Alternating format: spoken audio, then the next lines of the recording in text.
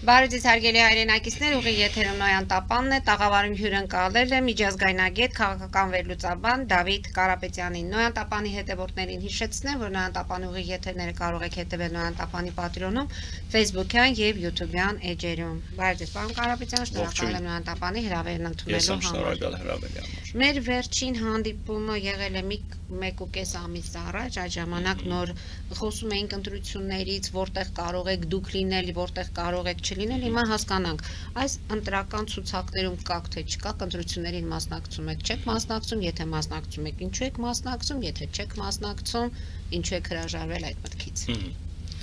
Վերջից գամ ձեր հարցադրման չեմ մասնակցում, տարբեր պատճառներ ունեմ չլինելու ոչ մի ցուցակում, որքան էլ փորձեմ հագիրժ ներկայացնեմ իմ քաղաքական դիրքորոշումը եւ հիմնավորումները, ժամանակը սուղ է, փորձեմ մաքսիմալ լակոնիկ, ամեն դեպքում այն քաղաքական ուղեգիծը, այն ճանապարհը, այն քարտեզը, այն օրակարգը, որը որ սահմանել են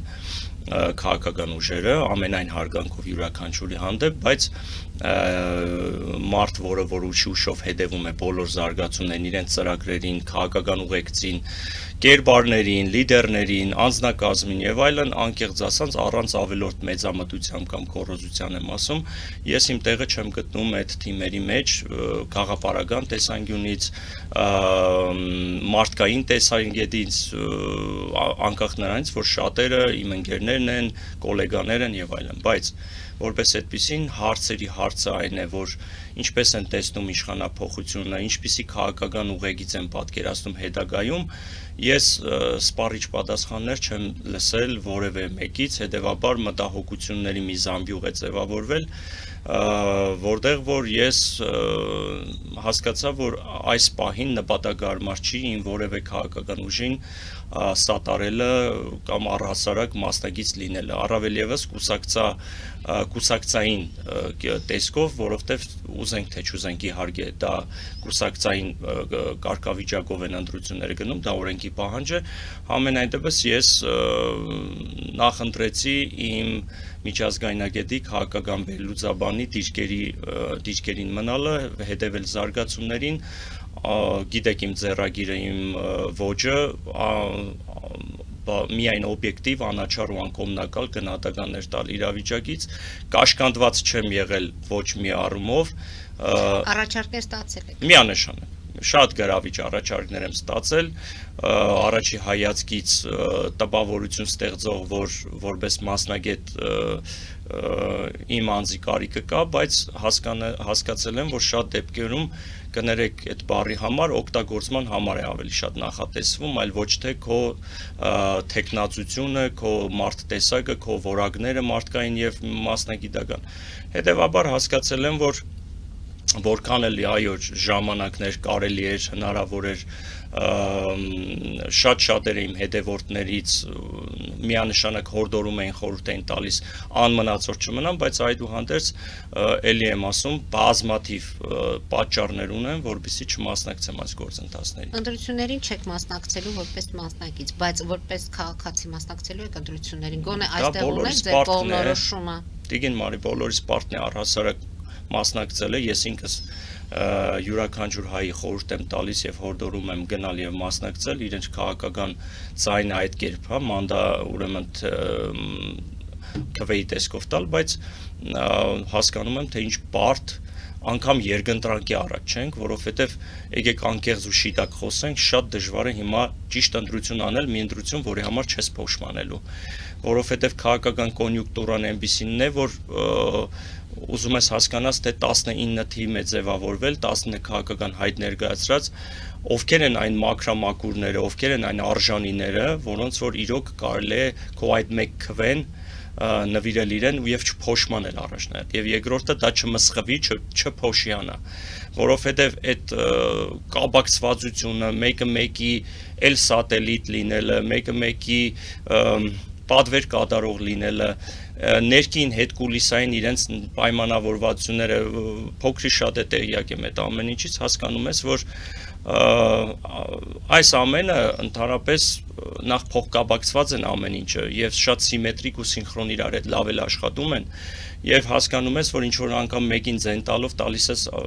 մեկ այլ ուրիշի, այդ սկզբունքը կա եւ հետո կա պարզ պրիմիտիվ ճշմարտություն 19 քաղաքական ուժ են մեկնարկ տվել։ Ընդ որում, գիտեք, Հայաստանի Հանրապետությունում պաշտոնապես 100-ից ավել գրանցված կուսակցություն կա, որոշները ֆինանսական բացակայության պատճառով, որոշները գիտակցելով, որ իրենք քաղաքականության մեջ դերևս անելիք չունեն, որքան էլ կուսակցություններ են, մասնակցում են թվով 19 եւ ռեալ պոլիտիկը հուշում է, որ այդ 19-ից լավագույն դեպքում 3-4 ունեն քաղաքական հայտ ներկայացնեն ընդդիմություն, խորհրդարանական ընդդիմություն ու իշխանություն լինելու համար, հետևաբար ընտրության հարցում արդեն կարելի է ինչ-որտեղ գոնե կողմնորոշվել սթափ գիտակցելով, քաղաքական գիտակցությունով, որ ընտրությունը լինելու է այս մարդկանց միջև, հետևաբար կամ որոշ արժեհամակարգ, որոշ մտահոգություններ ինչ որտեղ դու պետք է պարփակես քո մեջ ու գնաս ընդրության հանուն նրա որ ձայնդ առհասարակ չկորի գոնե կամ էլ պետք է այնպիսի ընդրություն կատարես որ դիդարգես որպես չարյաց փոքրագույն ցավով եմ նշում բայց այդպես էլ չտեսանք այնպիսի քաղաքական ուժեր որոնք որ իհարկե ես թվով մի քանիսը գիտեմ որոնք որ իրոք բավականին լավ քաղաքական ուղեգիծ են որդեգրել, ասելիք ու անելիք ունեն, բավականին հետաքրքիր ճանապարհային քարտեզ են, նորաթուխ ուժեր են եւ ասելիք ունեն, բայց ցավոք այդ ուժերն էլ ըստ իս չեն կարող հաղթարել 4%-ի շեմը։ Հետևաբար այստեղ ստացվում է, որ ֆինանսի ոչ թե խաղապարական պայքարի ականատեսն ենք դառնալու, այլ ֆինանսի միմյանց մեղադրելու, ցեղ շպրտելու եւ դրա արդյունքում իշխանության գալու, այլ ոչ թե գաղափարական բովանդակալից եւ իրոք երկրի համար այս ծանր օրերին իրենց ծրագրերով ռեալ քաղաքական վարկագիծ դրսևորելու համար եկող ուժեր են։ Նիկոլ Փաշինյանը վստահեցնում է, որ սահմանադրական մեծամասնությունը ամեն դեպքում իրենցն է եւ աշխարհաքաղաքական ոչ մի գործոնի հետ դա կապ չունի։ Որն է այս Ես չեմ կիսում նման կարծիքը, չգիտեմ, դե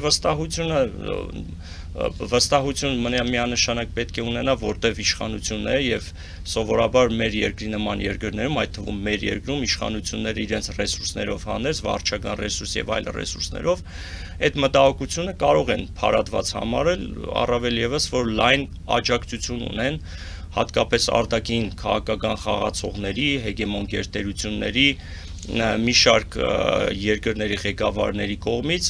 որքան էլ փորձեն ներկայացնեն, որ մենք ինչ որ երկրի, ինչ որ աշխարհակական կենտրոնից ուրեմն ծիրից դուրս են եկել եւ ինքնուրույն են գործում, հա, հիմա թմկարում են ինքնիշխանություն ունենք, սուվերենություն ունենք, բացարձակ տոտալ սուվերենություն, ինքնիշխանություն, բայց եկեք ընդունենք, որ դրսից աջակցությունը շատ կարեւոր է, ընդ որում էս խաղաղության կոնտեքստում, հա, որը որ մատուցվում է միջազգային հանրությանը եւ գոլեգան երկրների ղեկավարներին, իրենք ստանում են այդ աջակցությունը եւ բացահայտ մի շարք երկրների ղեկավարներ տվել են իրենց համաձայնությունը եւ այսպես ասած դաբրոն, որպեսզի այս իշխանությունները վերարտադրեն եւ դա անթակույց է, աներկբա է, որ նրանք ցանկանում են այս իշխանությունների վերարտադրություն։ Դրա համար երկրի ղեկավարը, այս պահի գործող իշխանության ղեկավարը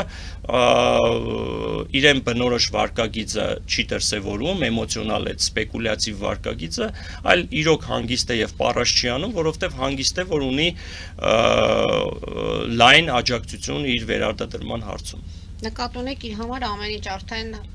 այսպես ասած պարզ է։ Այո։ Եվ այդ հենց պարզությունն է թույլ տալիս, որ ինքը լինի շատ ավելի հանգիստ։ Այո։ Ես ձեզ հետ չեմ համաձայնվի եւ չեմ կարծում, որ քարոզարշավի ժամանակ էմոցիաները չեն գործում վարչապետի մոտ։ Էմոցիաները պահի տակ գործելու են, որովհետեւ եկեք ես էլ այդտեղ հիմնավորեմ։ Էմոցիաների ժամանակ հայտարարություններ են անում, որը արդեն դառնում է քննարկման առարկա։ Տիգին Մարի, մենք գործ ունենք անձի երկվածությամբ տառապող անհատի հետ, որը որ մանիպուլատիվ ու իր դեմագոգիկ վարկագծով հայտնի է բոլորին։ Եվ այդ վարկագիծը նա հասկանալի պատճառներով դրսևորում է մեր դա քաղաքական այսպես իր վարկագիծն է, որը որ բավականին իր սպառողին գտնում է։ հասարակության միշտվար զանգված, դրան տրվում է, ուտում է այդ մանիպուլյացիան, այդ սպեկուլյացիաները, հետևաբար դա ոչ թե խոսում է, որ նա մտահոգ է, այլ խոսում է, որ ինքը լավ է ճանաչում հանրությանը։ Եկեք ընդունենք, որ նա միջին վիճակագրական հայ կերպար է, որը գիտի բավականին փորձ ունի քաղաքական դաշտում ընկած ելած մարդը, ինչպես ժողովուրդն են ասում, եւ լավ է ճանաչում իր ժողովրդին։ Հետևաբար ինքը գիտի ինչպես դրսևորի, օրինակ Շենգավիթի համայնքում ինչպես վարկագիծ դրսևորի, Երևանի կենտրոնում ինչպես դրսևորի, մարզերում ինչպես դրսևորի, պահի տակ այո ժողովրդին, այդ պաթոսախեղդ հայտարարություններով, այդ էմոցիոնալ, վարկագծով, պարզա որ ինքը փորձում է շահել ժողովրդի վստահությունը, էլի թալանի հետ բերել, էլի նստացնել ունեզրկելով խաղաղություն մեկ կոչ անելով, մեկ նախկիններին այդ ուրեմն բանդարգելու հայտարարություններով, հասկանալի է, չէ, որ այս ամեն ինչը նա անում է, որովհետև ըստ էության պահի տակ որսում է ժողովրդի տրամադրությունները եւ գիտի որին ինչ մատուցի տվյալ պահին։ Նորից անդրադառնանք ամեն դեպքում Քարոզ Արշավից ենք այսօր խոսում, Քարոզ Արշավի ժամանակ արված հայտարարություններին, Փաշինյանը պնդում է, որ ընդդիմադիրների խոսույթը չի նպաստում գերիների հարցի լուծմանը։ Ընդհանրապես ձեր կարծիքով գերիների թեման պետք է այս ընթացքում ինչ որտեղ լիներ ներքաղաքական պայքարի թեմա, թե ընդհանրապես ավելի դուրս եւ դա պետք է դիտարկել որպես համազգային հարց։ Դե դա միշտ այդ թեման օգտագործվել է, միշտ շահարկման առարկա է դարել, դա ես կարծում եմ եւ ես միշտ իմ հրաբարագային ելույթներում ասել եմ, դա գերիների հարցը, դա կարևոր հարց է, դա եւ ներքաղաքական հարց է եւ արտաքին քաղաքական հարց է, ունենալով բոլոր գործիքակազմներն ու մեխանիզմները պետք է ներդրվի, որպեսզի գերիների վերադարձը ապահովի, ընդ որում առանց որևիցե պահանջի ու պայմանի, որովհետեւ հիմա հնչում են տարբեր առաջարկներ, փոխանակման տարբեր սցենարներ, ընդհանուր մինչև 907 բանաձևի չեղարկման արդյունքում գերիների վերադարձի մասով, ընդ որում այդտեղ չի հստակեցվում գերիները ասելով ի նկատի ունեն նաև բարձրաստիճան ղեկավարությանը, թե ոչ, որովհետև իմ մոտ կա տպավորություն եւ ունեն որոշակի հիմնավորում, որ դա չի վերաբերում բարձրաստիճան ղեկավարության Արցախի։ Խոսքը վերաբերում է մարտի դաշտում գերի ընկած զինվորներին, որոնց վերադարձի մասին ակնարկարեց նաև առայժմ նախագահան, վերջերս որ հանգիստ թողեք փորձենք այդ տղաներին էլ հետ բերենք, իմ մոտ տպավորություն է, որ հետկուլիսային որոշակի պայմանավորվածություններ կան եւ դա ես ուղիղ կապում եմ նաև նախընտրական Քարոզ Արշավի հետ, չի բացառվում, որ մինչև ամսի 7-ը որոշ գերիների թվականակ վերադառնան Հայաստան, չի բացառվում, որ դա տեղի ունենա ամսի 7-ից հետո, մանավանդ, որ ադրբեջանական կողմը ուշ-ուշով եւս հետևում է Հայաստանի ներքաղաքական կյանքում իրադարձություններին եւ առասարակ համակ ուշադրությամբ սպասում է ամսի 7-ի արդյունքներին։ 907 բանաձև ինչի ակնարկեցիք, որն է այստեղ խնդիրը, այսինքն ինչ են գերիների վերադարձում։ Որպես միջազգայնագետ ուսումնասիրելով արտաքին քաղաքականությունը, այստեղ ուսումնասիրելով նաև արժանավատ մամուլը, ընդ որում 2 օր առաջ ես տվեցի ծավալուն հարցազրույց այդ մասով, առաջարկ է եղել ուրեմն Սպիտակ տանը բավականին լուրջ կառույցից, գիտահետազոտական քաղաքական կառույցից, որ ադրբեջանական կողմին եղել է վերջերս առաջարկ 907-ի բանաձևի չեղարկման, չնայած որ ես այստեղ մի փոքր ունեմ ավելի ճիշտ արժանահավատ չեմ գտնում, որ դա ի կատարկացեն, բայց պայմանը, պայման, ասեմ, թե զուտ առաջարկ, ամենայն դեպս եղել է առաջարկ, որ 907-ի չեղարկման արդյունքում հայ գերիների վերադարձի հարցը դնեն քննարկման առարկա որպես սեղանին, հետևաբար միջնորդությամբ Միացյալ Նահանգների դեմս Վաշինգտոնի այդ առաջարկը գուցեև մոտորերս հնչեցվի Բաքվի համար։ Ես չգիտեմ Բաքուն ինչպիսի արձագանք կտա, ընթառաջ կգնա թե ոչ, համենայն դեպս նման առաջարկ արդեն իսկ եղել է։ Հետևաբար չի բացառվում նաև նման սցենար, բայց այն որ գերիների թեման դա պետք է իր ակտուալությունը չկորցնի եւ դա որպես այդպիսին սիմետրիկ այլ պահանջի հետ չներկայացվի, դա փաստ է, իսկ դա դիվանագիտական բոլոր մեխանիզմները իհարկե եթե ինքնաբավության մասին ենք խոսում, պետք է ներկայիս գործող արտգործնախարարը կարողանա այդ հարցին տալ ոչ թե միակողմանի զիջումների պարագայում որևիցե սցենար, այլ պահանջ, որը որ միջազգային հումանիտար իրավունքի շրջանակներում է եւ դա իրագործելի է։ Վստահ եմ ավելի քան որ եթե բոլոր մեխանիզմները օգտագործեն խաղաղության այս կոնտեքստում, եթե իրոք խաղաղություն է, եթե իրոք այ խոսում են, որ հիմքը դրվել է իրական խաղաղության, ուրեմն պետք է ներկայացվի, որ այդ դեպքում անհնար է եւ անհամատեղելի է գերիների Ադրբեջանում գտնվելը։ Ֆրանսիայի նախագահն էլ խոստացավ, որ Բաքու մեկնելու ժամանակ գերիների մասին կխոսի։ Բոլորն են խոստացել, Լյուքսեմբուրգի դուքսն էլ է խոսել այդ մասին։ Ուրիշ բան է, թե ինչպիսի վարկագիծ է դրսևորում Ալիևը։ Ալիևը կաշկանդված չի ինչ-որ եվրոպական երկրի լիդերից, որին ստիպված լինի տալ դրական պատասխան, բավարարել խնդրանք ասեմ, պահանջ ասեմ։ Կլսի Ալիևը, կասի դա մեր ներքին քաղաքական գործն է, ընդ որում այդ մասով նա ուղիղ տեքստով ասել է ժամանակին, ասել է, որ նրանք ռազմական հանցագործներ են, որ որևիցե սցենար չի քննարկում նրանց հետ վերադարձի մասով։ Դրա համար եմ ասում, ավելի իրատեսական ու հավանական է մնացած 17, եթե չեմ սխալվում, տղաների վերադարձը, քան Պարսաստիճան ղեկավարության։ Ամեն դեպքում հուսանք, որ ինչ որտեղ փոփոխություններ կլինի, որտեղ իհարկե մեր սպասողական վիճակը բավականին բարդ է, մենք ինքներս էլ տեսնում ենք թեկուզ անհետ կորածների ծնողները ինչպես են եւ ակցիաներ կազմակերպում եւ մարդիկ դեռ հուսահատված չեն, մենք էլ փորձում ենք լինել իրենց կողքին։ Փաշինյանը Ռոբերտ Քոչարյանին, Սամվել Կարապետյանին եւ Ծառուկյանին մեղադրում է Հայաստանի եւ Ռուսաստանի հարաբերություններում լարվածություն առաջացնող փորձերի համար։ Այո։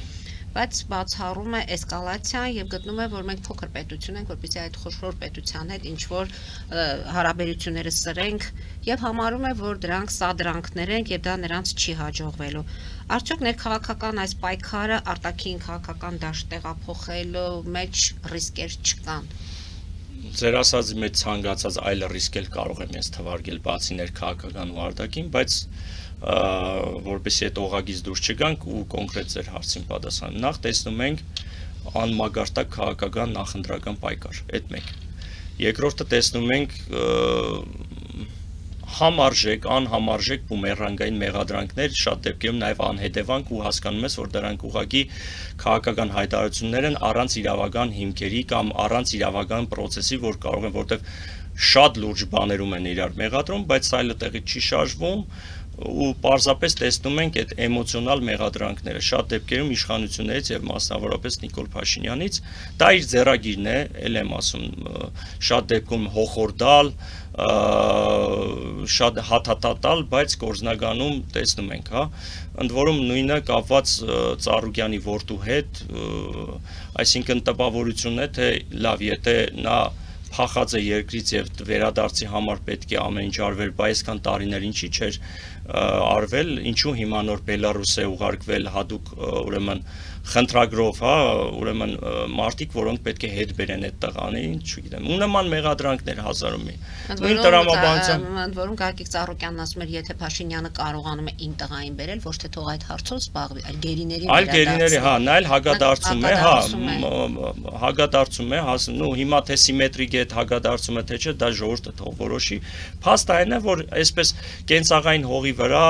մեղադրանքներ, փողոցային լեքսիկոնով իրար հայոյանքներ, վանկարգումներ, հասկանում ես, որ այդ խոսույթի մեջ, այդ տխմար խոսույթի մեջ ժողովուրդ այ ընտրության, այ որ ասեցի, ընտրության հարցում սկսում է թերհավատ մոտենալ, ոչ թե գաղափարների, այլ անձերի մեղադրանքների պայքար է ու դու պետք է ընտրություն կատարես այդ մարդկանց միջև, այդ անհատների միջև, որտեղ այդտեղ անհատների բան։ Հետո խոսույթի մեջ պատտվում ես, որի որ անգամ լսում եմ, հա, այդ երրագլուխ, չգիտեմ, եղբայր երրագլուխ են 7-8 տարի դու իշխանության մեջ ես, բա ինչու են իրենք հիմա ազատ ֆրֆռում են, որ ասում։ Բա ժողովուրդը այդ հարց ունի այդ մասով։ Իսկ ինքը հիմա ասում է, այ հիմա որ ընտրեք, այ արդեն իրենք քաղաքականության մեջ չեն ինքնադրսևորվի, չեն ներկայանա հանրության եւ այլն, հասկանում ես, որ հերթական պաթոսային հայտարարությունները, որոնք ժամանակին 18 թվին էլ ենք լսել, 21-ին էլ ենք լսել, 23-ին էլ ենք լսել, 26 թվականն հիմա էլ լսել ենք ու ելի կլսենք։ Ընտրություններում շատ է խոսում ընտրակաշառքի մասին։ Նիկոլ Փաշինյանը հայտարարեց երեկ, որ ընտրակաշառքով այլևս հնարավոր չէ Հայաստանում քաղաքական հարցերը լուծել։ Եվ ընդամենը մի քանի ձայն են փախցնելու դրանից ոչ ավել։ Եւ եթե ընտրակաշառքը այլևս գործոն չէ Հայաստանի Հանրապետությունում, չէ՞ այդ դեպքում խուզարկությունները, ձերբակալությունները, գաղտնալսումները, չէ՞ որ այդ բավականին ռեսուրս է դրա համար տրամադրվում եւ ընդ որում արդեն Արեն Սիմոնյանը հայտարարեց, որ ընտրակաշառք տալու եւ ընտրակաշառք վերցնելու դեպքում արդեն ստացնել են նաեւ պատիժը ներկայացնելու, այո, հայտարարեց, այո, նման հայտարարություն եղել է։ Տեսեք, դրա ուղիղ պատասխանը հետեւյալն է, իրանք իհարկե պաթետիկ ձևով կձևակերպում է այսպես իրավական կտան, որ դա հենց դրա համար արվում, որ կանխարգելվի հենց այդ գործողությունները, այսինքն կանխարգելիչ աշխատանքներ է տարվում, օրինակի համար ինչ որ մեկի դիմումի հիման վրա ենք դա կատարել, ունեցել ենք նման ինֆորմացիա, դրա հիմքով ենք անել, այսինքն իրավաբանորեն այսպես գեղեցիկ փաթեթավորված, նրանք այդ գործողություններն անում են, բայց հասկանում ես, որ քաղաքական օպոնենտների դեմ ուղղակի քաղաքական լծակներ կիրառելով եւ ոչ իրավական ավելի շուտ լծակներ իրականացնելով մեկուսացնում են քաղաքական դաշտից։ Հետևաբար սա գործելավոճ է, այդ ես միշտ եմ ասել, շանտաժները, ռեպրեսիաները, քաղաքական ճնշումները ավելանալու են օրեցօր։ Ում վրա ինչ կոմպրոմատ եղավ ու հնարավոր առավել եւս վերջի օրերին մենք տեսնենք ինչպես են նետելու դաշտ ու դրա քաղաքական եւ իրավական գնահատականն են տալու։ Հետևաբար նրանք էլ մտահոգիչ դրվագներ ունենալով հանդերձ այդ մտահոգությունը ունեն, շատ դեպքերում ես ձեզ վստահեցնում եմ իրենց զուսպ վարկագիծ են դրսևորում դրա համար, բայց այդ բումերանգային մեղադրանքները, անձնական վիրավորանքները դեռ կլսենք, որոնք շատ դեպքերում իրենց մոտ ընդունելի է, մարսելի է։ Նույնիսկ այն, որ երկրորդ նախագահն է խոսում արդեն այդ խոսույթով։ Այո։ Նույնը վարչապետը ներկայիս հակադարձում է եւ այդ պատասխանները իրար տառեր են սովորացնում, բարի արդասանություն են սովորացնում։ Փողոցային բառերով են մեկը եթերային չէ հիմա, բայց ամեն դեպքում սա արդյոք չի հաստատեցնում ընտրողներին։ Տիկին Մարիմ խոսքի առաջի հատվածում հենց դա է ասում։ Ժողովուրդը ընտրություն է կատարելու անհատների միջև, ովքեր իրար փողոցային պայքարով անվանարկում են, իրար լկտի բառապաշար են ցուցադրում ու հանրությանը խնդրում են, որպեսզի աջակցեն իրեն ու տան իրենց քվեն այդ մարդկանց։ Հետևաբար սա նոնսենս է, սա անհետեթություն է։ Սա մարազմա, սա պարադոքսալ իրավիճակ է, երբ որ ժողովուրդը կրկին ու վերստին կանգնում է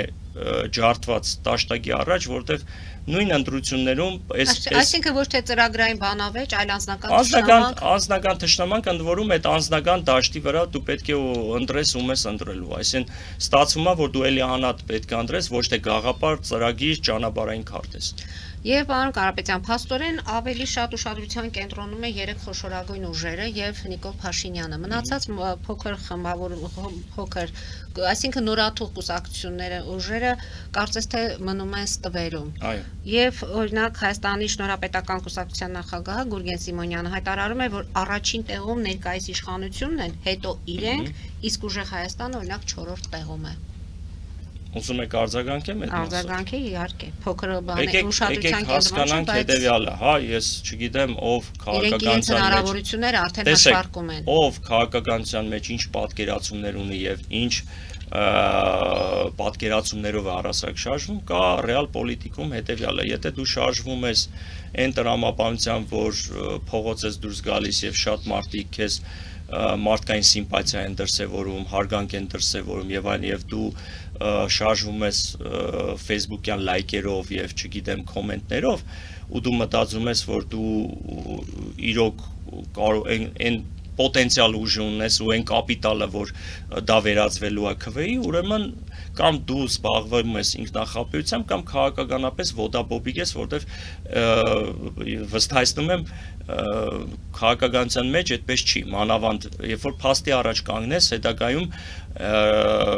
ժողովուրդը կասի աբլոմի առաջ կկանգնես, որտեղ մանրաժի մեջ կգնես, որտեղ կտեսնես, որ քո սպասելիքներն ու ակնկալիքները դրա սինեն, փուջեն, դատարկություն են, որ ընդամենը դա ներկայացվել է, որպեսզի հաջողանան կամ չգիտեմ, բայց հանուն արտարության ասեմ, յուրաքանչյուրը կատարում է իր փորձաքննությունները, չգիտեմ, հետազոտություններ, մեկը գելապի հիմքի վրա, մեկը ասում եմ սեփականն եմ անում, մարդը նստում է օրինակ Facebook-յան իր էջի հաշվարկով անում ու մտածում է, որ ինքը վաղը մյուս օր պոտե ռեալ հավակնորդ է վարչապետի, իսեր աստծո, թող ժամանակը ցույց տա իրենց սպասումները օրեր անց པարզ կլինի, հա, բայց առհասարակ ես իմ խոսքում նշեցի, որ ռեալ, այդ դուք էլ ասեցիք, 3 ուժ կա, հավանական, 3 կամ 4 լավագույն դեպքում, որոնք որ եւ հաղթահարել են 4%-ի շեմը եւ ունեն հավակնություններ ու կարելի է ռեալ պոլիտիկի մեջ հաշվարկներ անել, ընդ որում ես խիստ կասկածում եմ, որ ինչ որ մեկ ուժ ինքնուրույն 50+1 դա բացառում եմ, ընդ որում նույնը վերաբերում է գործող իշխանություններին, տարբերակ երկրորդ թե արդյոք նրանց միասնական ձայներով 50+1 ընդդիմություն եւ կգնան լայն կոնսոլիդացիայի այդ պահին գոնե եւ կունենան մեկ տեխնազու մեկ առաջարկով, ես հետել եմ կարծես թե բացառում, իհարկե քաղաքականության մեջ ոչինչ չի բացառում, չգիտենք ինչ, այսպես ասած, ռասկլադ կարող է լինի, Գյումրու սցենարը, հա։ Դե համենայն դեպս իշխանությունները այնպիսի քաղաքական վարկագիծ են դրսևորում եւ ընդհանրապես նայում ես թե ինչպիսին ուրեմն ընտրական օրենսգիրք մենք ունենք, որը որ բացարձակ օգուտ է տալիս գործող իշխանություններին, հայտնի կարված եւ իր հակած եւ չի ուզում հանել այդ սահմանադրության հիմքի վրա այդ ընդրական ուրեմն օրենսգիրքը, որը որ իդեալական իրավիճակ է ստեղծում, որտեվ եթե մասնագետների ձայների իրավունք ունեցող, քվեարկելու իրավունք ունեցող 70%-ն էլ մասնակցի, 50-ն էլ մասնակցի, 30-ն էլ մասնակցի, 10-ն էլ մասնակցի, մինիմալ ձայներով միևնույն է նրանք անցնում են, իշխանություն դառնում են։ Այսինքն այդ ընտրական օրենսգիրքը իրենց ապահովում է ցանկացած սցենարով վերարտադրման։ Հետևաբար նրանք դրա համար եմ ասում, նրանք պարաշ չեն անում, որ ցույց են տալիս, որ արխային են, հանգիստ են, լարված չեն։ Հետևաբար, բայց եւ միաժամանակ հասկանում են, որ լուրջ խնդիր ունեն հատկապես Երևանում։ Տեսնում ենք այդ քամահրանքը, այդ արհամարանքն ու ընդհանրապես այդ նեգատիվը, որ ժողովրդից շատ դեպքերում գալիս է ու այդ անտագոնիզմ ու անգամ թշնամանկի ադելության պահեր եմ ես նկատում, որը որ հասկանալի է, իսկ այս մարդիկ քանի որ իրենց տեսակով անդրդվել են, ու անունը դնելով որ դե քաղաքական կոնտեքստը կրում, լուրջ են մոտենում, բայց ավելի քան վստահ եմ, որ ներկուսակցական իրենց խոսույթում պատտվում է, որ իրենք խնդիր ունեն։ Այդուհանդերձ այնպես էլ չի, որ կարող են ոտերը ծալած նստեն, չքայլեն, ժողովրդի քվեին չփորձեն արժանանալ։ Այդ ամեն ինչը պետք է անեն։ Հայաստանի դեմ կիբերհարձակումները կլրջանան ընտրությունների օրերին, Սամվել Մարտիրոսյանի սա կանխատեսումն է, եւ նրա դիտարկմամբ Ադրբեջանն ու Թուրքիան գրեթե դադարեցրել են տեղեկատվական գործողությունները Հայաստանի դեմ, բայց այլ Ռուսաստանը շարունակում է ակտիվորեն ազդեցություն ունենալ։ Արդյոք պետական համակարգը եւ ընտրական ենթակառուցվածքները այսօր պատրաստված են, որպեսզի դիմակայեն այս սպառնալիքներին, թե դա կա դեռ խոցելի կողմեր, որոնք իրոք հնարավոր է, որ Տիգին Մարի, շատ կարևոր հարց եք տալիս, ես թույլ կտամ ինձ շատ կարևոր հայտարարություն անել այս մասով։ Գիտեք, միշտ էլ լսել ենք ու դեռ լսելու ենք, որ այդ հիբրիդային պատերազմ, հովանավորչություն, հատկապես Ռուսաստանից, հա, ուղիղ եմ ասում։ Այդ ամեն ինչը, բայց էլի գալիս ենք նախ մի հանգրվանի։ Եղբայր, դու տոտալ տիրապետում ես քո իշխանությունների, դու վարչական ռեսուրսներ ունես, կանխարգելիչ բոլոր գործիքակազմը կա։ Ընդ որում փորձառությունն էլ ունեք, հա, տասնամյակներով խոսել եք այս ամեն ինչի ու դրա վերացման մեխանիզմների մասին, գործադրեք։ Երկրորդ հանգամանքը։ Դուք որպես պրոֆեսիոնալ լրագրողի գիտեք, որ արտգործ նախարարությունների դեմս նախարարի հadoop խնդրագիր հրավեր ուղարկել եվրոպական կառույցներին հadoop հանձնարարություններով խումբ ձևավորելու եւ հայկական ընտրություններին անմնացորդ ոչ միայն անմնացորդ մասնագիծ դարձնելու։ Այսինքն այդ խնդրագիրը եվրոպական մոլդովական հայտնի սցենարով, որ իրականացվել է, պտուղը տվել է, գոհ են բոլորը, այդ տարբերակը երկրորդ անգամ ուզում են կիրառել այս անգամ Հայաստանում ու ստացվում է, որ հայկական կողմը եվրոպական միությունից խնդրում է նման միջամտություն։ Հիմա տեսեք, այն համարվում է միջամտություն ներքին գործեն, այսա դիտարկվում է, որ միջամտություն սպառնալիք է։ Հա, սպառնալիքի վերածում ավելի սիրուն են փաթեթավորում։ Հիբրիդային պայքարի դեմ համար եվրոպական կառույցներին բերում են հadoop խմբեր, որոնք որ նախընտրական այդ էտապում պետք է մեզ օգնեն ընտրություններ։ Այսինքն այսքան տարի մենք դրա կարիքը չունենք, այդ կառույցը չկար, նման գործառույթ գոյություն չուներ, հիմա մենք այդքանը չենք կարող անել, Ռուսաստանից եկող ժամանակ որոշված է եղել ընտրությունների ելքը եւ կարող ենք նման պատճառաբանություններ բերել, Քավլիցի կարող ենք բերել, բայց հիմա եմ ասում, բա եթե դուք ասում եք, որ բացարձակ ինքնիշխան եք, ժողովրդավար եք, դուք տիրապետում եք պետական բոլոր գործառույթներին, այդ դեպքում դուք դրա կազմակերպչական գործը ինչ է, որ դուք չեք կարող ինքնուրույն անել, պետք է Ռուսաստանից եկող հիբրիդային պատերազմի համար եվրոպական կառույցների խմբեր բերեք, որպեսզի բան։ Այսինքն ստացվում է սա նա դիտարկվում է, որ հիբրիդային պայքարը դա ներպետական ներքին կյանքին միջամտել է, բայց այդ գործառույթը, որ վստահվելու է մեկ այլ ուրեմն կազմակերպություն, ասեմ, խումբ ասեմ, իրենք դա չի դիտարկում ներքին։ Եվ այստեղ է այդտեղ հիմա նաև բումերանգային մեղադրանքը, որ նախ հիմնավորում չկա, հիմնավորում տվեք, Քավլիցի ես ինքս ասում եմ, ցանկացած երկիր կլինի Ռուսաստանը թե Կամերունը, ով միջամտի երկրի ներքին գործերին, դա ես սրերով կդիմավորեմ, մեկը ես սրերով եմ դիմավորում, բայց հասկանում ես նաև, որ աջակցություն ստանալով Եվրոպայից եւ հավաքական արևմուտք ասածից, իրենց համար նաև լավագույն տարբերակը այս իշխանությունների վերադատությունը, այդ մարտիկ այդ ուժերը բնականաբար ուժում են, որպեսզի նաև իրենց միջնորդությունը, մասնակցությունը, նրանց ներգրավվածությունը լինի, որպեսզի հարթ ու հանդարտ գնա իրենց պատկերացրած եւ իրենց նախագծած սցենարով։ Այսինքն այս ամենը եւս կատարվում է իշխանությունների վերընտրման համար։ Միանշանակ, որովհետեւ բոլոր, տեսեք, դիմավորեցինք, չէ, Հայաստանում գագաթնաժողովը եվրոպական քաղաքական համայնքի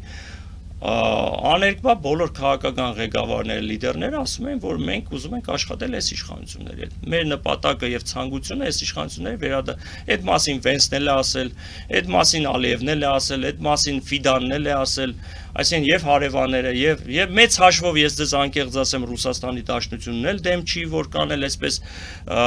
որոշակի չափով անտագոնիզմա դրսևորվում, ինչ որ բան, հա, ճգնաժամի մասին ենք խոսում, քաղաքական ինչ որ ջրբաժանի։ Ես ավելի քան վստահ եմ, որ այս ամեն ինչը լավ էլ գծած գրած գնում է։ Ամեն դեպքում ընտրությունների քարոզարշավի հետ կապված իրադարձությունների մենք կհետևենք, հարկ լինելու դեպքում, եթե ասելիք կունենանք, նորից կհանդիպենք այս տաղավարում միջև ընտրությունները։ Այժմ դուրս գան գովազդային դադարի, որից հետո ես երկու հարց ունեմ ձեզ, կուղեմ եւ կավարտենք մեր հաղորդումը։ Հարգելի հայրենակիցներ, հետևեք քիչ անց կվերադառնանք տաղավար եւ կշարունակենք մեր զրույցը։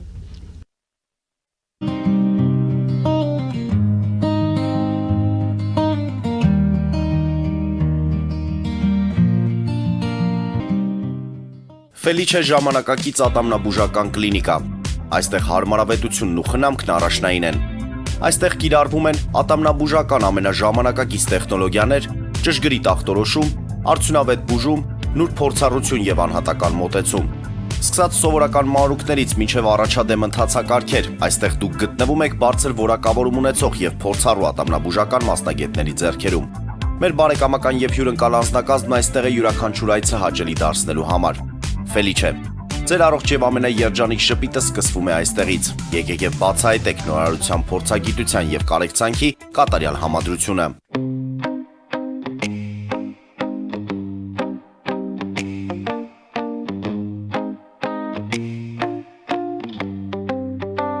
Երևանի եւ Զովունիի սահմանին գտնվող ալպիական թաղամասում սկսվել է 2, 3 եւ 4 սենյականոց բնակարանների նախնական ամրագրում։ Առաջարկում ենք նաեւ թաունհաուսներ արդեն պատրաստ եւ կառուցվող։ Բնակարանների արժեքները սկսվում են 50,000 ԱՄՆ դոլարից մինչև 140,000 ԱՄՆ դոլար, իսկ թաունհաուսներինը 160,000 ԱՄՆ դոլարից 170,000 ԱՄՆ դոլար։ Մանրամասների համար այցելեք մեր պաշտոնական կայք alpiakan.am կամ զանգահարեք +374 44 201 066։ Ամրագրում կարող եք կատարել մինչև ապրիլի 30-ը։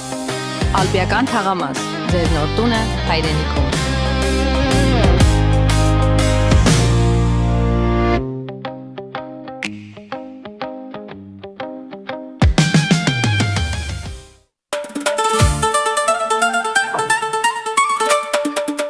Երևանն եք ուղարկում։ Օթանավով։ Երևանն են ուղարկում։ այստեղ ուղարկում են, Երևանում ստանում են $1.99 սենտ։ Այ սենսացիան է սա, ծրի է։ Իսկ ավտոմեքենաները կարող եք ուղարկել անհավատալի ցածր արժեքներով։ Նավով վճարում եք 1 արկղի համար, 2 արկղել անվճար։ Ասեք, Աշոտ դա ուղարկել։ Jackpot հագուստի խանութը երկրորդ մասնաճյուղն է բացել Գլենդելի սրտում, որտեղ կարող եք ձեռք բերել եվրոպական եւ ամերիկյան ընտիր հագուստեղեն, կոշկեղեն, աքսեսուարներ, պայուսակներ ամենահարմար արժեքներով։ Նաև կարող եք ցանկացած ապրանք պատվիրել եւ ձեռք բերել կարճ ժամանակում։ Jackpot-ի Գլենդելի հասցեն է 1135 North Pacific Avenue, հեռախոս 818 813 2252։ Jackpot հագուստի լավագույն կենտրոնը Գլենդելում։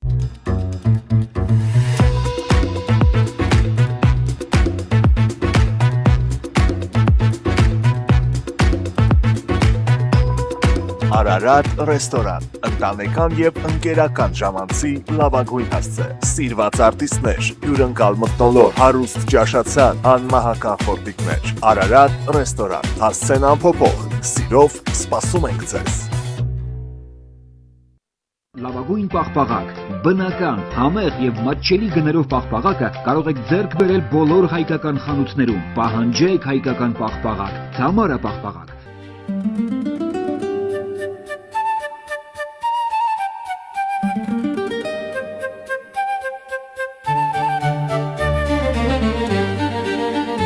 Նոյան տապան տպարան, Նոյան տապան հրատարակչություն, շարվածքից մինչև տպագրում, զանգահարեք, գրեք, այցելեք,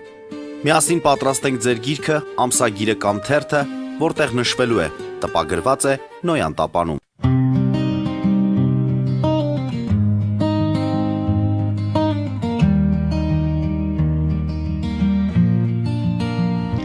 Հարգելի հայրենակիցներ, Նոյան տապանը կրկին եթերում է։ Պարոն Կարապետյան, անդրադառնանք, թե ինչ է տեղ ունենում ընդհանրապես արտաքին մեր դիվանագիտական հարաբերությունների մեջ։ Հայաստանի տնտեսվարողները կարող են Թուրքիայից ապրանքների ներմուծումն իրականացնել առանց միջնորդների։ Սա մեկ նորություն էր, որը կարծես թե սկսեց արդեն քննարկվել։ Որի համար welcome պետք է այն։ Որի համար, այո, Թուրքիայի արտգործնախարարությունն այս հայտարարությունը ողջունել, Հայաստանի արտգործնախարարությունն է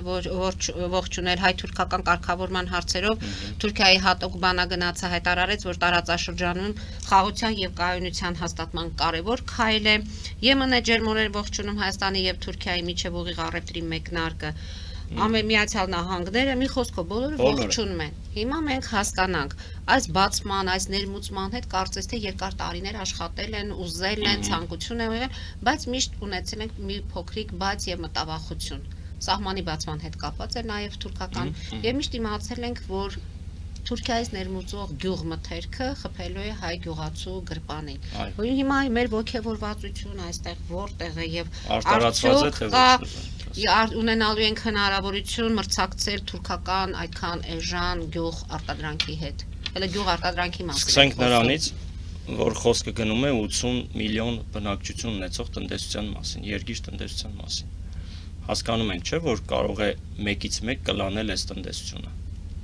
Սա ես չեմ ասում, սա ասում են բազմաթիվ տնտեսագետներ, աուդիտորներ, որոնք որ տիրապետում են գյուղատնտեսությանը, արդյունաբերությանը եւ ընդհանրապես առևտրաշրջանառությանը։ Այո, այդ մտահոգությունները կան, մանավանդ մեր պես փոքր երկրի համար, բաց սահմանները որքան էլ շատ կարեւոր են, օր առաջ ցանկալի է բոլոր հարևանների հետ ունենալ բաց սահմաններ, դա բացառապես իօգուտ մեզ կլինի, բայց երբ որ այդ ամեն ինչը վերահսկելի կլինի, որտեղ պատկերացնում եք այդ ամբողջ տնտեսությունը, որը որ բացվում է քո առաջ ու այդ տնտեսվարողները ժամանում են քո երկիր, ներդրումներ են անում, ընդ որում այդտեղ օրենսդրական պահն էլ պետք է հստակեցվի, հա, գույքի ձեռքբերում, իրավատիրության պայմաններ, պահանջներ ոնց է լինելու, որտեղ այդտեղ շատ հեռուն գնացող հողերի ձեռքբերում, այո, տարածքների վարձակալություն, բիզնեսի բան, այսինքն որոշ ապրանքները, որը որ տեղական արտադրողի հանդեպ կարող է դեմպինգի իրականացում լինի, տնտեսական ճգնաժամ ու կոլապս առաջացնի ընդ որում, հա, որտեվ մենք գիտենք, որ թուրքական շուկան, ինչպես չինական շուկան ունի նույն ապրանքի շատ ավելի մատչելի եւ միջին եւ բարձր գնի սեգմենտ է, հետեւաբար նայած թե իրենք որ կատեգորիայով կաշխատեն մեր հետ եւ հետեւաբար մեր գյուղատնտեսին ոնց կարող են վնաս տալ, հա, հատկապես գյուղմտերքի տեսանկյունից։ Այստեղ շատ լուրջ մտահոգիչ բաներ կան։ Դրա համար մինչև այդ ամեն ինչը ձեռնարկելը պետք է լավ հաշվարկներ անել, վերահսկելի հաշվարկներ, որպեսզի, ինչպես ասեցի, մեկ տնտեսությունը չկլանի մյուս տնտեսությանը։ Առհասարակ Թուրքիայի հետ սահմանների բացմանը, գիտեք, երբ որ արժանի հավասար, համահավասար պայմաններով են լինում, այլ ոչ թե ինչ-որ քմահաճույքներով կամ միակողմանի զիջման արդյունքում, դա ես նորմալ կընդունեմ։ Երբ որ դիվանագիտական հարաբերություններ վերականգնվեն եւ այլն, դա ես նորմալ adekvat վերաբերմունք կդրսևորեմ։ Բայց նախ այստեղ պետք է հասկանանք, որ թուրքական քաղաքականությունը հիմնված է հայ-ադրբեջանական հարաբերություններից։ Հետևաբար նրանք բազմիցս ասել են, երբ կկարգավորվի հայ-ադրբեջանական հարաբերությունները, նոր մենք քայլերի գնանք, որտեղ այսքան քայլերի մենք գնացել ենք։ Ու տեսեք, դերևս դիվանագիտական հարաբերությունների վերականգնում միջպետական սահմանի բացում տեղի չի ունեցել։ Սա խոսում է այն մասին, որ նրանք առայժմ սպասում են, որ խաղաղության այսպես կոչված պայմանագիրը նախաստորագրված իր կուլմինացիան կունենա, նոր գուցեև էջան, գուցեև էլի տեղի չունենա։ Բայց այն, որ հայկական կողմը փորձում է տարանջատիչ այսպես գիծ անցկացնել, դա փաստ է, ուզում են ցույց տալ, որ Թուրքիան այդուհանդերձ ոչ կաշկանդված է առավելես, ոչ էլ պետք է Ադրբեջանի օրակարգով շարժվի, այլ սեփական օրակարգ ունենա Հայաստանի հետ։ Հիմա համենայնդեպս հայ հասարակությանը այդպես են ներկայացնում, որ քաղաքական վարկագիծը մեր դա իրենց հրամցնելն է, որ ինքնուրույն պետություն եք, մի միջնորդավոր առանց հայն էլ դուք եք ասում առանց միջնորդներ, եկեք տարածաշրջան չհրավիրենք միջնորդների։ Եվ այստեղ էլի գալիս ենք էլի որոշակի լավատեսական սցենարների, այդ տեսեք խոսք էր գնում, որ հայտնի պատմական անի կամուրջի կառուցումը, վերակառուցումը կարող է լինի, դա երկուստեք որոշում է, դա սիմվոլիկ իհարկե բնույթի նշանակություն ունի, էլի եմ կարևորում, ինչ խոսք, դա եւս որոշակի ձեռքբերում է, էլի եմ ասում, չնայած թե ինչի դիմաց է դա արվում։ Խոսք է գնում Գյումրի Կարս երկաթուղու վերաշահարկման մասին, էլի խոսույթի մագարտակում է, չգիտենք դա կյանքի երբ կկոչվի։ Համենայնդեպս դա նաև այս նախընտրական քարոզարշավի մեջ նա ներկայացվում է որպես այդպեսին, որ եթե ընտրեք մեզ, այսպես բարեդրացիական մինիմում հարաբերություններ կկարգավորվեն, հաջորդիվ գուցեև նաև միջպետական դիվանագիտական հարաբերություններ։ Բայց այս ձեր ուշադրությունը կհրավիրեմ մեկ այլ փաստի վրա, որ տարածիորեն ժամեր առաջ իմ աչքի առաջ եկավ, որ հունիսի 18-19-ին Բաքվում տեղի ունենալու բավականին մասշտաբային լուրջ միջոցառում վերադարձ դեպի Արևմտյան Ադրբեջան, ուրեմն այսպես կոչված վերտառությամբ գիտաժողով սեմինար միջոցառումների շարքը հասկանում ես, որ այս ամեն ինչը նախ ձեր ասածի համատեքստում է։ Մենք չգիտենք, որտեղ ամսի 7-ից հասկանալի է այդ օրը ինչի է նշանակվել, գուցեև նրանք ավելի քան վստահ են, որ վերարտադրությունը լինելու եւ հաջորդիվ նորմալ է այդ օրերի հատվածում նման միջոցառում ձեռնարկել, դա հadoop հաշվարկ է արված, հենց այնպես նման հաշվարկ չի արվում։ Իհարկե, ես այդտեղ ինչ որ խորհրդանշական թիվ օր ժամ չեմ տեսնում, որպես այդպեսին, բայց Հաստատապես Հայաստանում հայաստանյան ընտրությունների պատկերը իրենց համար կարևոր է, դրա համար բացի այն նրանց համար գերխնդիր է այս իշխանությունների վերարտադրվելը, որովհետև սա նշանակում է կապիտուլյացիայի շարունակությունը ոչ թե ռազմական զենք զինամթերք պատերազմի տեսքով, այլ Հայաստանում ունենալով այնպիսի իրենց քիմքին հաջո, իրենց քաղաքական ուղեգծին չընդդիմացող մի իշխանություն, որը որ կկատարի իրենց ցանկացած կամակադարի պես Քոչարյանն ասում է Նիկոլ Փաշինյանը մանդատ է ստանում հենց Ալիևի։ Ես այդ ձևակերպումները թողում եմ ամեն մեկը թող, ես իմ ձևակերպումներով եմ ասում, հետևաբար ես ուղիղ ասել եմ, հիմա էլ եմ ասում, այո, նրանց համար սա լավագույն տարբերակն է, որ այս իշխանությունները դեմս Փաշինյանին վերարտադրվեն, որտեղ միակողմանի զիջումներով ցանկացած սցենարի գնում են, այդ թվում սահմանադրության փոփոխության, այդ 300,000 ադրբեջանցիների վերադարձ, որքան էլ հիմա ասեն դա զուտ քաղաքական հայտարարություններն է ներքին լսարանի համար, դա նույնիսկ ներքին լսարանի համար շատ վտանգավոր հայտարարություն, ինչ է նշանակում դա արհեստական ինչ որ իրավիճակ են ստեղծում, դրան տալիս են միջազգային կարգավիճակ, հա, պահանջ հումանիտար իրավունքի շրջանակներում փորձում են իրացնել։ ու տեսնում ենք ոնց որ շրջիկ շապիտոն այսպես պաթոսային ժողովրդի համոտ էս քծնանկով այսպես քվեստանալու մեթոդն է որտեգրել այս դրամատուրգիկ սցենարներով տեսնում ենք այս մանիպուլատիվ հայտարարություններով այս ամենի մեջ կորում է այս կարևոր վտանգավոր նարատիվների մասին խոսույթը ընդ որում հասարակությունը կենցաղային հարցեր է առաջ քաշում այլ ոչ թե լուրջ վտանգներ հիմնականում արտաքին վտանգներ տեսնող բան որտեվ այդ խոսույթն էլ փակվում է այ տեսեք 9 ամիս կրակոտ չի եղել այդ բան մենք 9 ամսյա չծնված խաղաղություն ունենք իսկ Բաքվում այդտեղ ունեցող միջոցառում ինչու է ձեզ անհանգստացնում ընդհանրապես որովհետև բանաձևեր են ընդունվում դա խոսում է այն մասին որ նրանք իրենց առավելապաշտական նկրդումներից իրենց ծավալապաշտությունից չեն հրաժարվել որը իրենք բացի բաց խոսում են որ Հայաստանի Հանրապետության տարածքը ըստ իրենց նաև այն սահմանադրության որը որ ընդհանրակը մեզ են մեղադրում ծավալապաշտության մեջ ընդհանրակը մուսաֆատական Ադրբեջանի որպես իրավաճորդ որը կրում է այս սահմանադրությունը ուղիղ դիտարկում են Հայաստանի Հանրապետության սուվերեն տարածքը որպես իրենց տարածք անունը դնելով արհեստական տերմին Արևմտյան Ադրբեջան դա քաղաքական լուրջ մեկնարկ է որը որ քաղաքական ու իրավական արդեն գնահատականների են տանում, որպեսզի միջազգային հանրության կողմից ստանան եւս աջակցություն է տալիս։ Եվ մեր ժամանակը մոտենում է ավարտին, վերջին հարցը Թրամփի այցը Միացյալ Նահանգների նախագահի այցը Չինաստան ավարտվեց։ Դուք ինչ եք արձանագրել ձեզ համար։ Երկու հեգեմոն գերտերության ղեկավարներ որոշակի հայտարարին են ուզում գալ հատկապես Պարսկաստանի մասով, Օրմուզի, Պարսից ծոցի այդ երկրների մասով, ընդհանրապես կարելի է նաև չեմ վարանի ասել, որ աշխարհի բաժանման իրենց ընկալումներով են փոխանակվել, ունեմ որոշակի նաև ինֆորմացիա, որ դա ինչ որտեղ նաև Սի Ցզինպինի առաջարկն է եղել, որբիսի ազդեցության կոդիները հստակեցվի, որ այլևս նման լուրջ միջազգային ինցիդենտների ականատեսը չդառնանք, այլ հստակություն լինի եւ այս մասով կարող է եւ հետկուլիսային որոշակի պայմանավորվածություններ կան, առավել եւս որ միջազգային հարաբերություններում գրված եւ չգրված օրենքներով կա հստակություն, եթե անգամ այդ դիվանագիտական վարկագիծը դրսևորում է փոխադարձ հարգանքի վստահությամբ, բայց իրենք կադարյալ անտագոնիզմ ունեն իր հանդեպ, առավել եւս որ Միացյալ Նահանգների համար թիվ 1 տնտեսական թշնամին, հատկապես տնտեսական թշնամին, դա Չինաստանն է, որը միշտ խոչընդոտում է իր տնտեսական աճին, հնային եւ այլն։ Հետեւաբար նրանք հասկանում են, որ չեն կարող հանդիմանալ ու ընդհանրապես պայքարել այս պահին, առավել եւս թաթախված լինելով, ուրեմն Իրանի հետ պատերազմի մեջ, հետեւաբար նրանք փորձում են հասկանալով նաեւ որ Չինաստանը եւ մի շարք երկրներ հետկուլիսային օժանդակություն օգնություն են տրամադրում Իրանին, փորձում են ինչ որտեղ նաեւ դրանք զսպեն, փորձում են դրանք չեզոքացնեն, փորձում են տարբեր աշխարհակահաղական հարցերում գալ ընդհանուր հայտարարի։ Կարծես թե խոստացել է Իրանին չզինել։ Ուրիշ բան է խոստանալ, ուրիշ բան է անել։ Ընդհանրապես նույն Թրամփն էլ ասում էր խաղաղությունն է, հայտնի հիշում եք Freedom-ի հետ կապված բանը եղավ, այդ ծրագիրը դրվավ, օր չանցավ էլի ռմպակոծում հրտիրակոծում։ Եվ այսինքն բոլոր պայմանավորվածությունների հետևել եւ տեսնել հետագայում ինչ կլինի։ Հետևենք զարգացումներին։ Շնորհակալություն եմ հայտնում այսօրվա հաղորդման համար։ Հարգելի հայրենակիցներ, այսօր այսքանով ավարտում ենք, հետևեք զարգացումներին, մնացեք խաղաղությամբ։